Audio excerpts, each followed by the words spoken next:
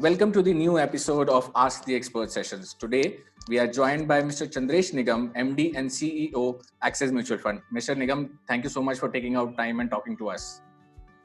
Thank you very much, Raja. Thanks for having me.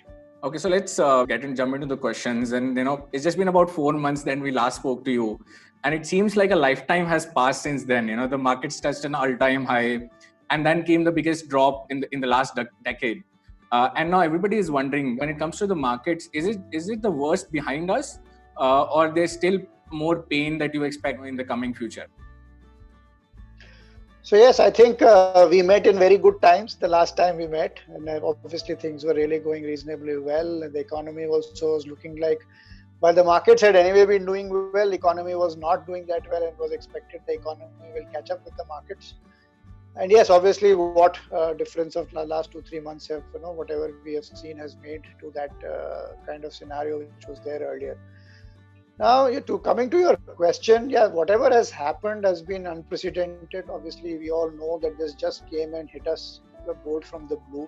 It is that black swan kind of an event, and from that perspective, the market obviously reacted the way it did. And I think it's important to understand now the extent of the drop, which, as you mentioned, was quite severe. Now, the two reasons for that. One is obviously people understood to some extent, while there was significant uncertainty, it was clear that short-term economic activity will be very, very badly hit. So that was one part of it. But I think an equally important part of it was also the technical position in the market. I think globally, with all asset markets going down and many investors globally having leveraged portfolios, etc., and they need cash calls, they will have to meet cash calls, etc. So there was across the board, across all asset classes, selling itself. So when the market falls in an orderly fashion, you can understand, people are taking a call that yes, they want to go get out and all that. But when you suddenly start to see the indices fall 20% in a day, then you obviously know it's more a technical condition, etc. So I think that technical condition, while we do not know exactly whether it has been really completely unbound or not, but one would expect that over the last 2 months, significant part of it would have been unbound. So from a technical perspective, I do believe that the worst is over. Now the question is basically, so what's happening on the fundamental side? And the view obviously is that the market will move ahead of the economy recovery. And I for one certainly believe that the economy will recover. So over certainly 12-18 months perspective, certainly. Shorter term, still quite uncertain, quite hazy. And that's what the market and daily volatility is all about. Everybody is guessing when the lockdown gets over, what things happen, when does part of the economy start, and how much time we take to get back to business. And part of it is also dependent on what is the medical solution to the health crisis which we are currently seeing. But assuming that all that kind of gets done over the next 12 months, I think the markets will recover a lot faster than the economy. Economy obviously will take a significant amount of time to get back to pre-COVID levels. And one thing which is in favor of markets, once that visibility comes that, hey, we will be past this problem, is that there is unprecedented amount of liquidity everywhere. So I think once that clarity comes in that there is a health solution, medical solution to the crisis, that things are not getting any worse. And in a sense, the markets all over the world are showing that. After we had that big drop, we have seen markets really come back. I think in the anticipation and the expectation that the worst is probably behind us, and things would be better. Now, unfortunately, if things work out the other way, then I would believe that there will be more volatility. But as things stand today, I would be betting on over the next 6 to 12 months a reasonable rally, in anticipation that 12 months from now, the economic conditions will be much better and we would be past the health crisis in some manner. Sure. So you mentioned that 12 to 18 months, and that's the time we will get some visibility. For investors, there's a lot of confusion right now. Like, how do they approach investing in this over this intervening period of 12 to 18 months? There are predictions that GDP will fall, will grow at only 2%. There's fear of a recession coming in. So what should investors be doing if they should be doing any differently over the next 12 to 18 months, or you think they should stick to what they have been doing over the last few years of investing? Yeah. So Raja, two parts to this. When I say 12 to 18 months, I think that's the outside. That's what I am basing my expectations on, the fact whatever the medical fraternity is telling us, that over what period the vaccine will be out and stuff like that. Yeah. Mhm. Hopefully that could be earlier. I do not know. So that is one.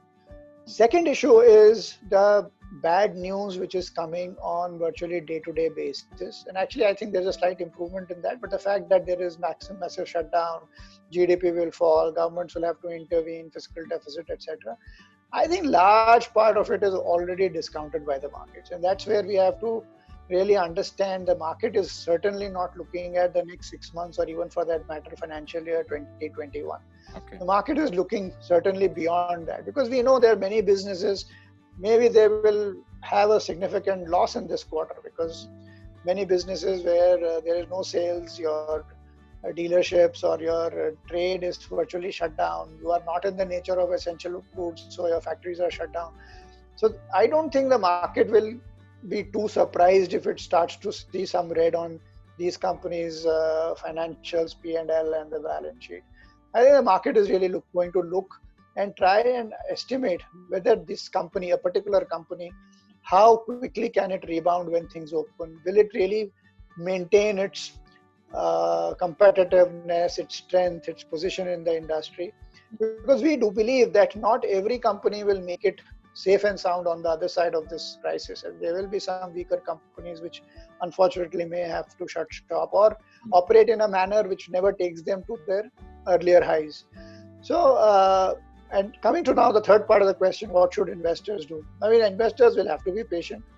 The easiest thing, and I know it is, we do get swayed by daily sentiments, whatever is coming in the press, and whatever we hear that such and such companies had deep, and there will be some job losses, etc., along the way.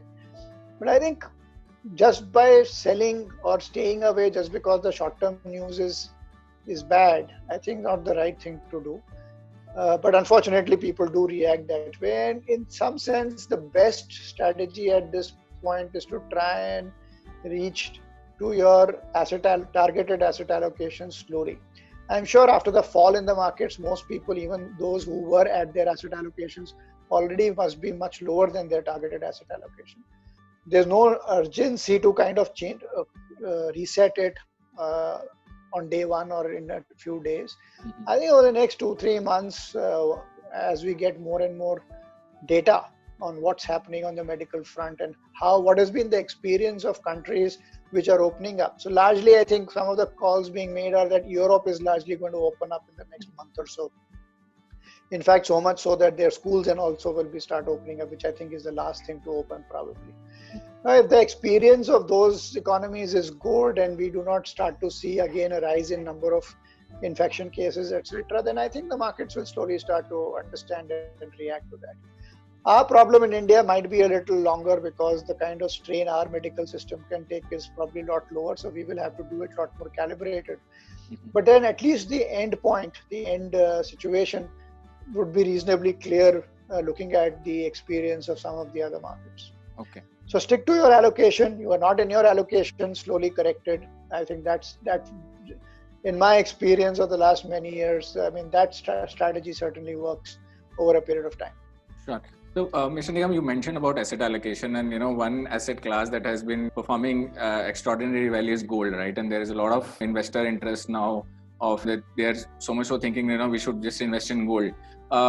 Should investors be moving to gold right now? And what role does it play in your portfolio? And how much really is enough of gold in your portfolio?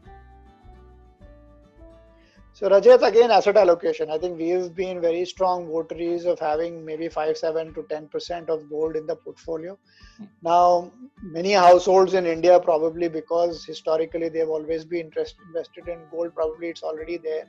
So if you are not there, I think it's not a bad idea to be there in financial gold. Now, coming to the role, I think the role is not about generating return. The role is about insurance. If there is a real crisis, and here I'm talking more about the crisis of paper currency in that sense, people suddenly, because the world is printing a lot of, the central banks are printing a lot of money. Balance sheets of the central banks are really, really going up. I do not foresee that situation for now, but I think it's not about whether I see it next 6 months or 12 months. But in case sometime in the future people lose confidence in paper currencies and there is high inflation, right now actually there's worry about a deflation. So it's not as if that is something we have to do immediately. I think it's not bad to generally from a long-term perspective hold maybe 5-7% of gold for an insurance.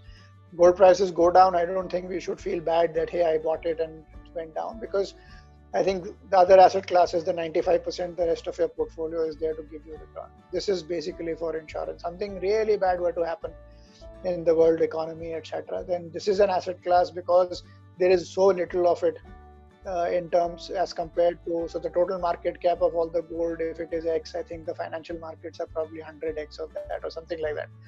So if there's something happening on the 100 times, and this is the one which is kind of is one of the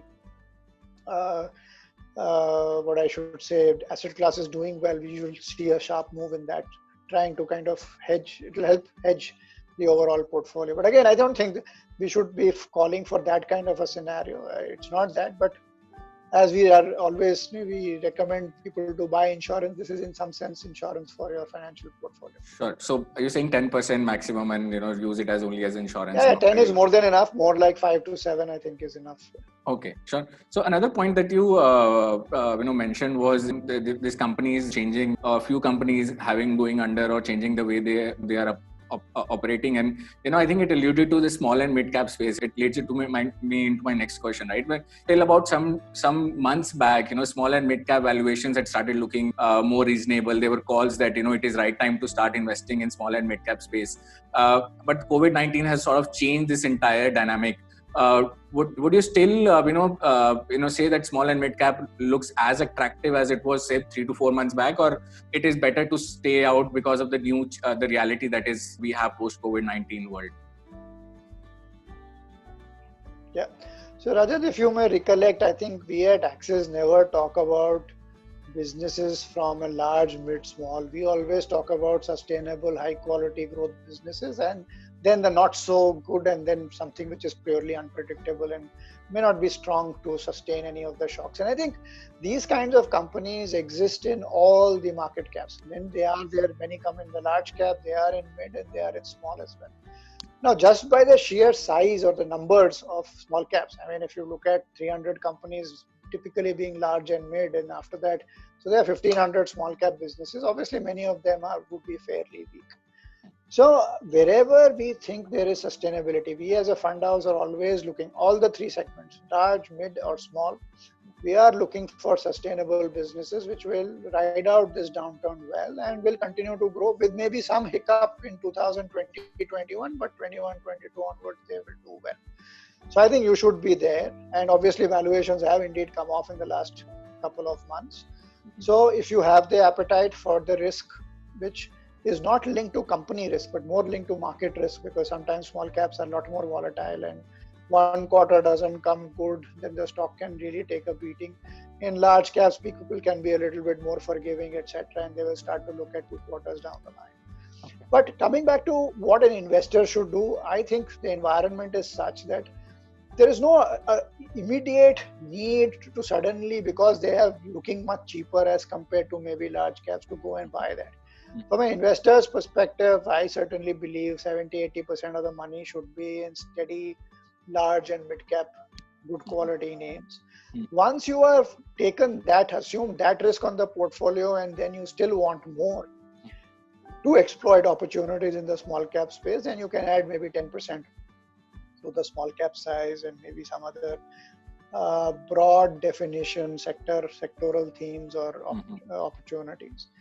But bulk of the position has to be in high quality names, and I would think largely for a retail investor in the large and maximum multi-cap portfolios. Sure. So, another related question to this is, on the other side, there is a belief in the market that when the recovery happens, large caps will lead the recovery. And we're also seeing some improvement in, the movement that is happening over the last few days. The large caps sort of are to some extent going through a rebound. What do you and investors are thinking, maybe junk small and mid cap and move to large cap. What are your views on this? No, I think if you are already built a portfolio which is a mix of large, mid, and small, and as long as you believe that you are in good companies or the portfolios you are there have generally got good companies, I don't think there is a need to change. I think this is whole thinking that something will go up early and something will go up late. That's obviously going to happen. Sometimes it will be mid cap which does well first and then large will follow. This time I do believe, as you said, that large will do better, and I'll come to the reason why as in that. But eventually, I think the markets are reasonably researched. There is enough interest across the book. There's enough money in mid cap funds. There's enough money in small cap funds. Everybody is going to look out for bargains when the sentiment changes. Something goes up 1 week ahead or 2 weeks ahead. I don't think it really makes much of a difference. Okay. Coming to why I think, see, one of the reasons why this market has seen such a significant fall is because of the sale from foreign investors. Actually, local investors have still been investing last 2 months if you see the data. And I think this market will secularly go up once we see resumption of the flows from the FIIs, the foreign investors. And typically they will initially buy large caps. I don't think immediately they go and buy small caps. It's when the sentiment changes and then more the local investors, maybe local HNI investors, retail investors start to feel confident. That's when typically the mid and small will go up. But go up it will, I think, if the sentiment changes. So if you have done the hard work and already found out the right portfolios with high quality businesses, I don't think just because large caps will go up maybe 2 weeks up before the small caps that you should just sell that and try. And I don't think I haven't found a trader who can really do that very well. So I think if you have a good portfolio, I think you've already taken the hits and the losses. You're confident that these companies next 2-3 years will do well. I think just stay with it. I think it's a great place to be. Okay, sure. So we spoke about gold, we spoke about equity, and let's just talk about debt, right? There is a lot of sort of panic in investors right now after what has happened over the last few days. How do you see this coming slowdown affecting debt funds, and do you think it was a more of a very unique problem to that specific fund house, or you see a broader liquidity challenge being faced by with debt funds over the next 6 to 18 months or till the time the liquidity situation improves? And what should investors looking into invest in debt funds should be doing?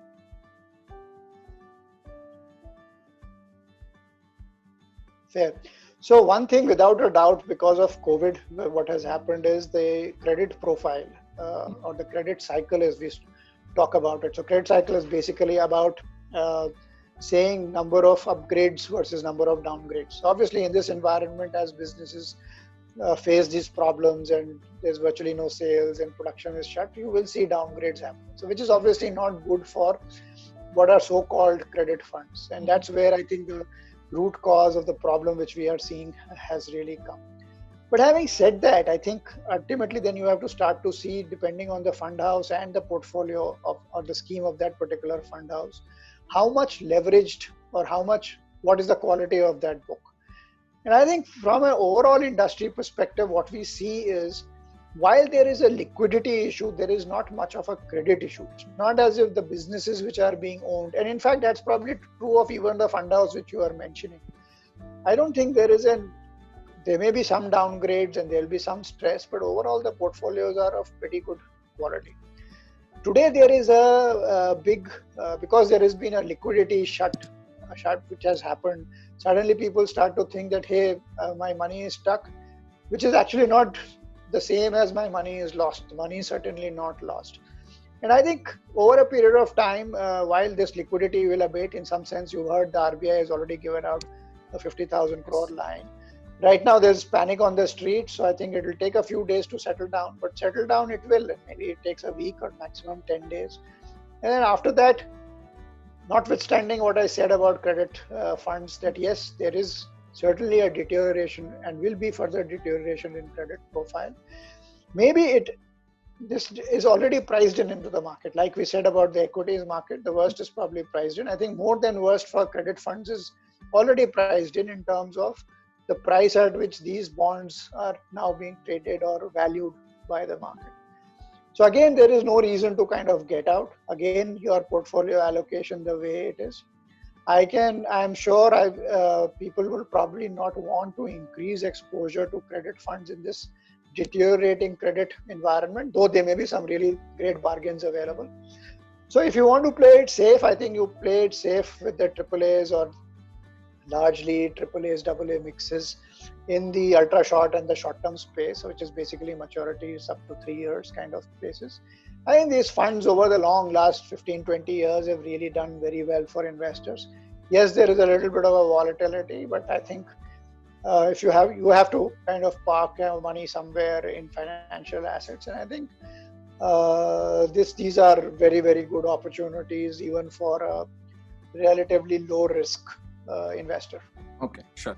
So we're on to a last question, Mr. Nigam. And while there's a lot of gloom and doom, because of the corrections that the markets have seen, what are the positives that you see coming out of this correction over the next, over a medium to long term? What are the positives as per you with this correction has thrown up?